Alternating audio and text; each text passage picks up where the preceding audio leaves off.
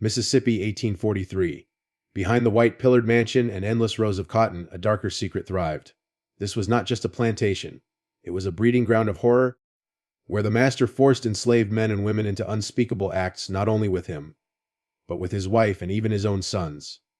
This scandal shocked the South, whispered about in terrified voices, yet buried in history's shadows. Tonight we uncover the chilling truth of the plantation owner, who turned human lives into his family's legacy of sin.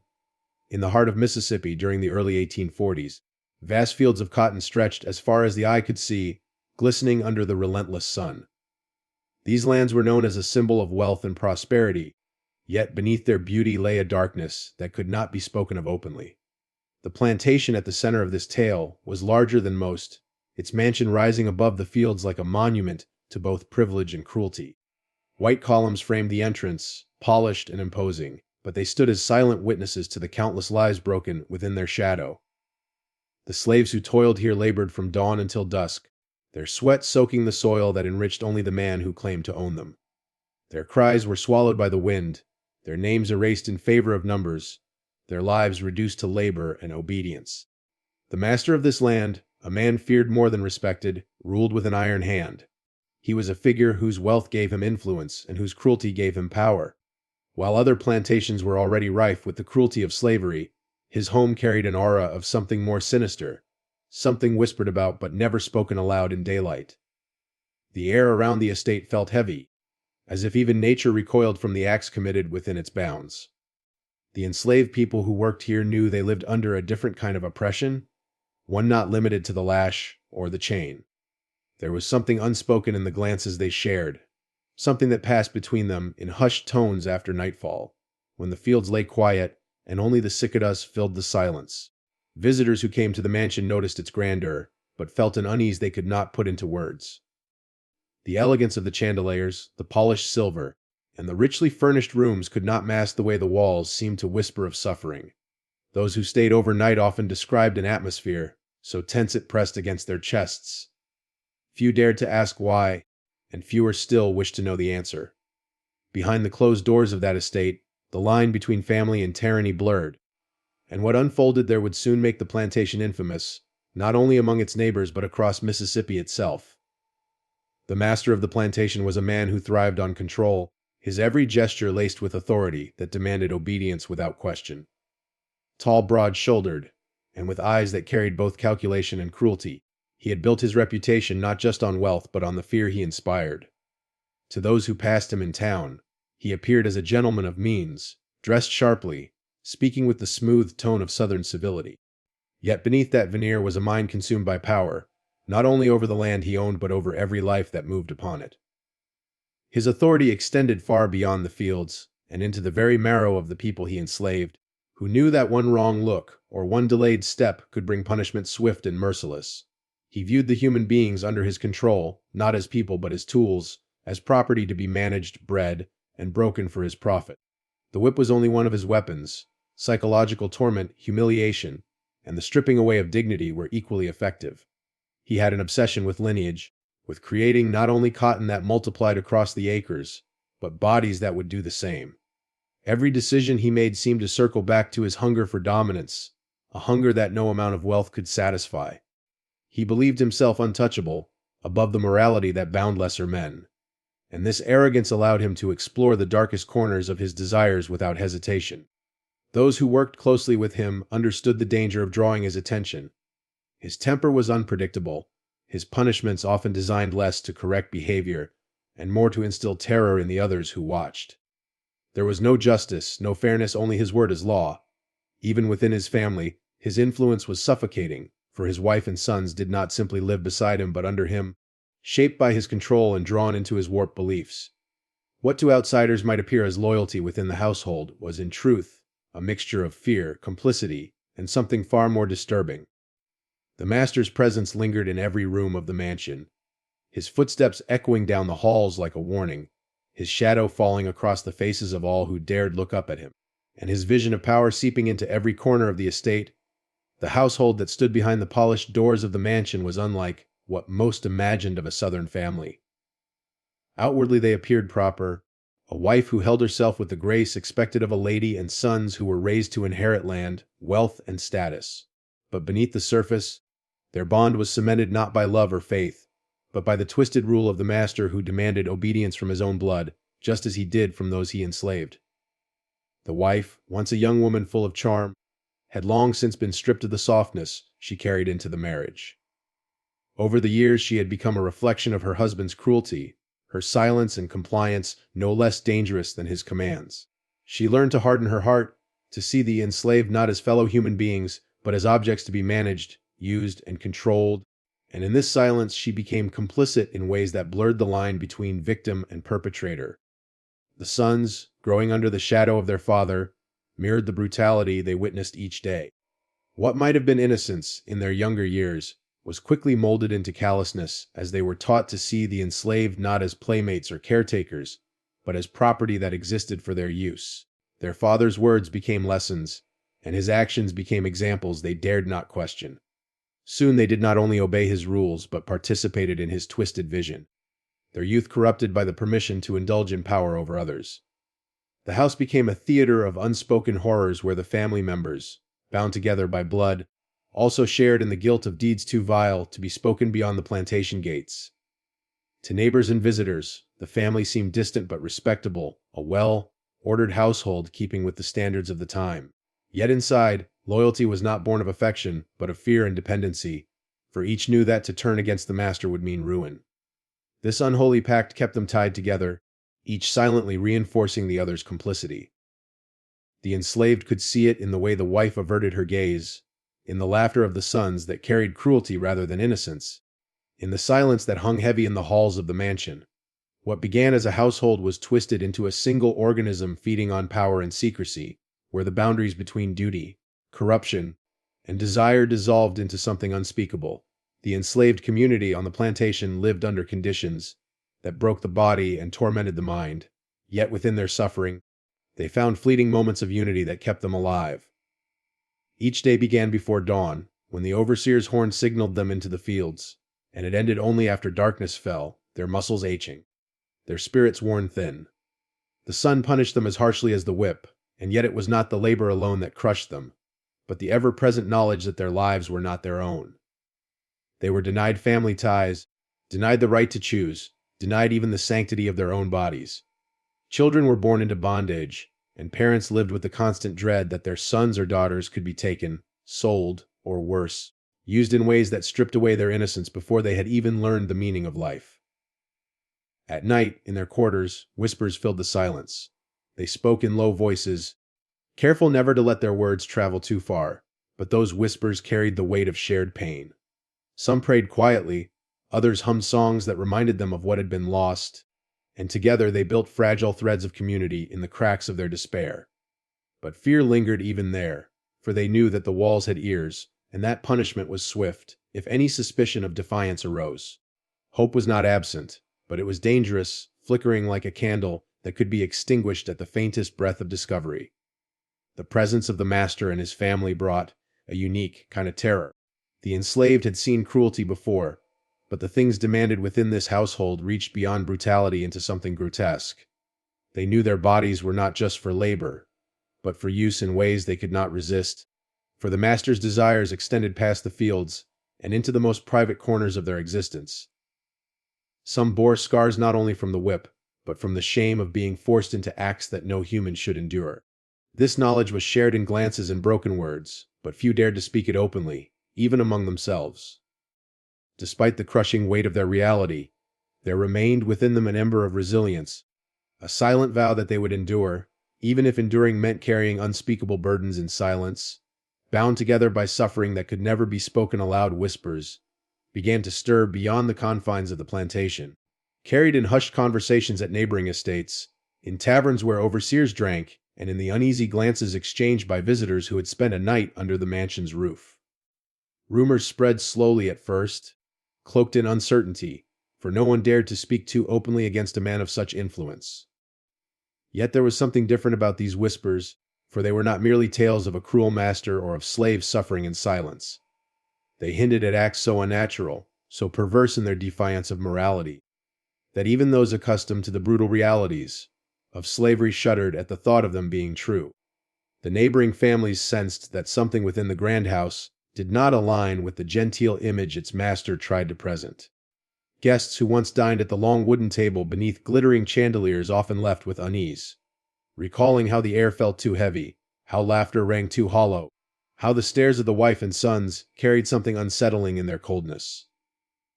A few servants from neighboring plantations whispered of things seen through windows when night cloaked the mansion, shadows moving in ways that suggested cruelty not meant for outside eyes. These rumors spread like smoke, seeping into every corner of the community, impossible to contain no matter how fiercely the master tried to maintain control. In town, where gossip was both currency and weapon, the scandalous murmurings became harder to ignore. Shopkeepers, preachers, and travelers alike carried fragments of stories, some exaggerations, others chillingly close to the truth. Each telling added weight, and soon the plantation was not just known for its size or its wealth, but for the darkness that clung to it. The more the stories circulated, the more people questioned the respectability of a man who had once seemed untouchable. For the enslaved people trapped within those walls, the knowledge that the outside world was beginning to take notice brought both fear and a faint spark of hope. Fear, because they knew that exposure could bring harsher punishments as the master sought to crush dissent. Hope, because whispers spreading beyond the gates meant the silence that bound their suffering was beginning to fracture. The scandal that grew in the shadows was becoming a storm on the horizon, and though no one yet dared to confront it directly, its presence could no longer be denied. The storm of rumor began to break into the open, when the scandal could no longer be contained behind closed doors.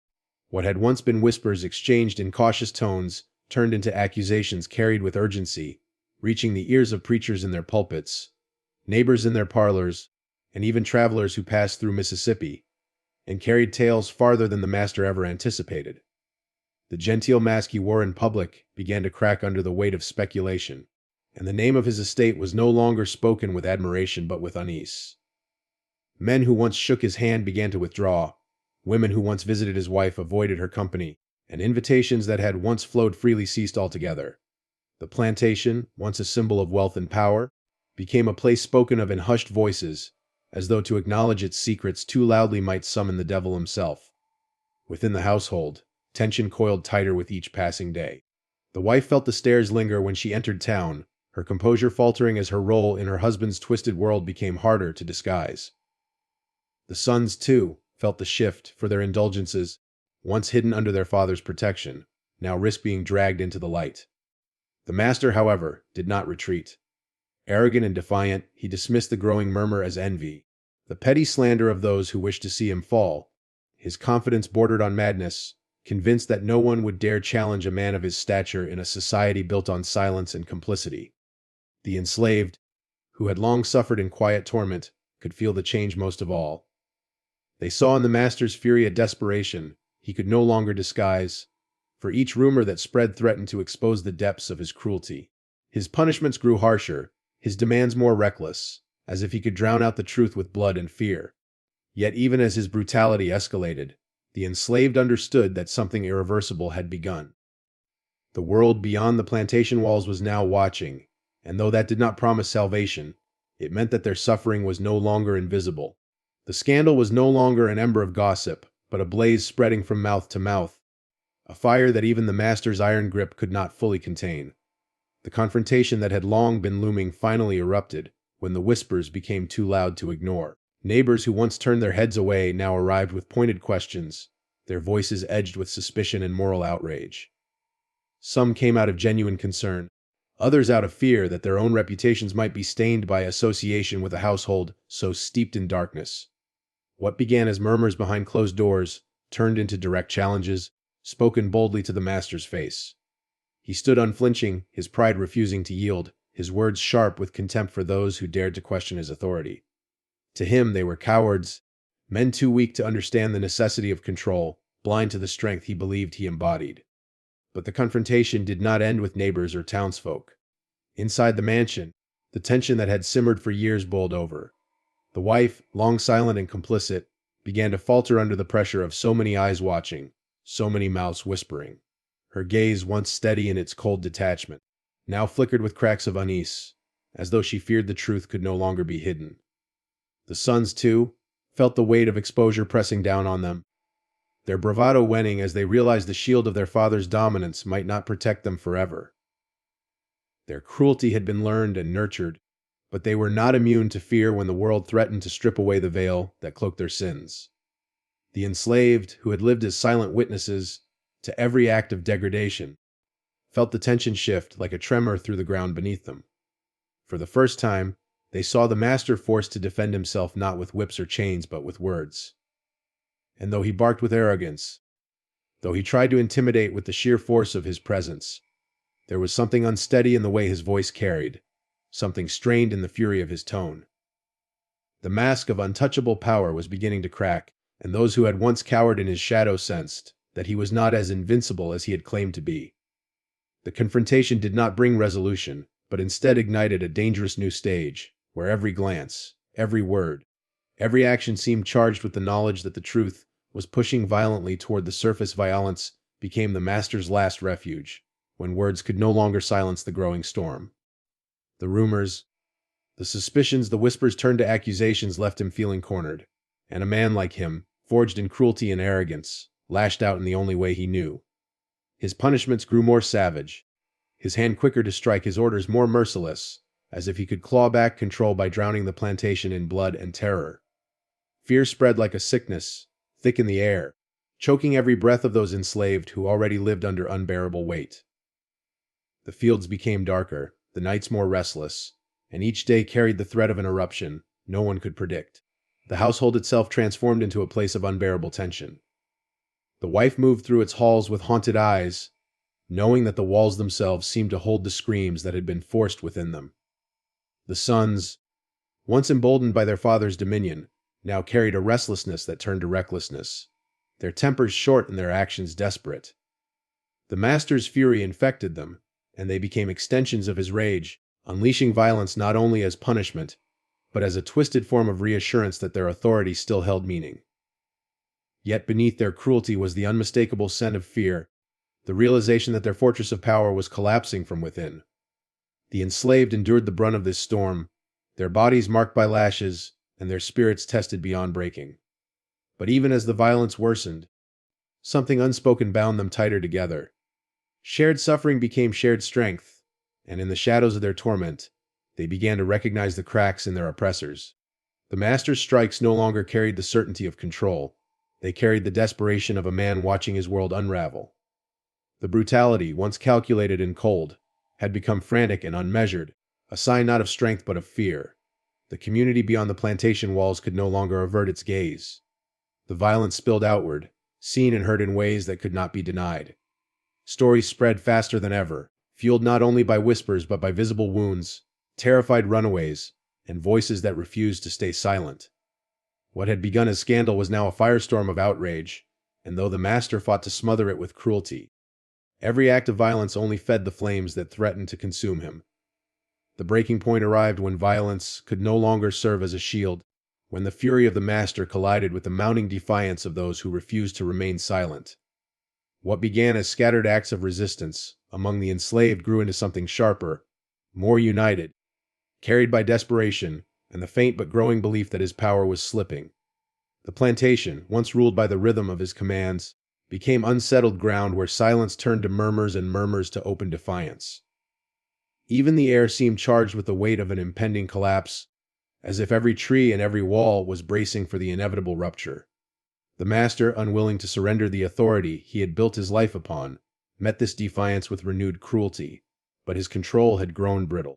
Every lash of the whip, every scream forced into the night, no longer restored fear as it once had, but instead revealed the depth of his desperation. His arrogance kept him blind to the truth that the more he tried to assert dominance, the more fragile his command became. The wife, trapped in the snare of her own complicity, could no longer maintain the cold distance she had once perfected.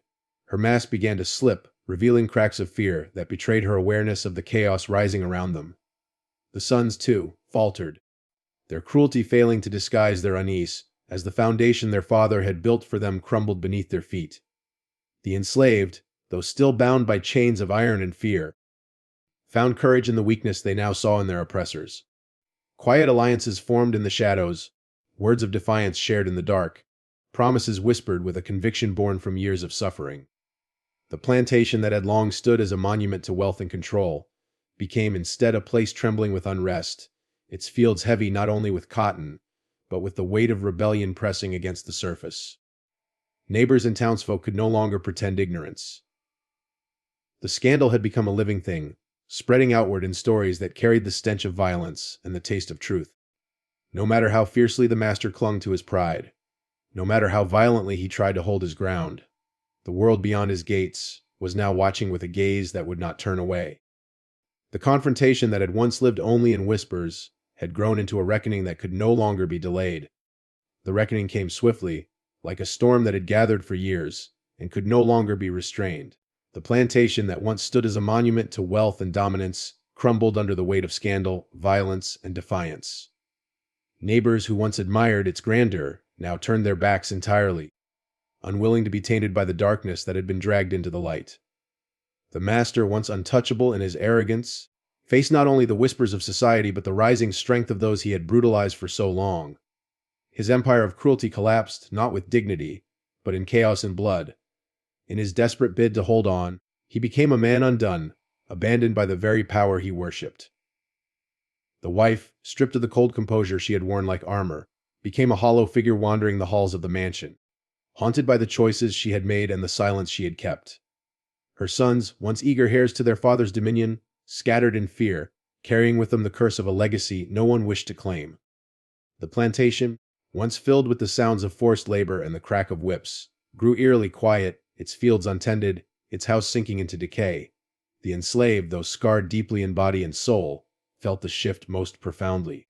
What had seemed unbreakable had been broken, and though their suffering could not be erased, they had lived to see the monster fall.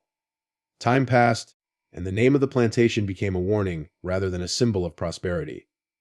Travelers spoke of it with unease, its ruins standing as a shadow of horrors too great to forget. The land itself seemed marked, carrying the memory of every cry, every act of cruelty, every moment of resistance that had led to its downfall. The master's legacy was not wealth or power but shame, his story becoming one of infamy whispered in towns across Mississippi and beyond. In the end, the plantation died with him, swallowed by its own sins, leaving behind nothing but scars and ghosts. Thank you so much for watching and listening to this haunting story. Your support means the world to me, and I truly appreciate the time you give to these narratives. History often carries shadows we cannot ignore, and stories like these remind us of the importance of truth, memory, and reflection. If you enjoyed this video, please like, share, and subscribe. It helps more than you know. Stay safe, stay thoughtful, and as always, thank you for being here with me.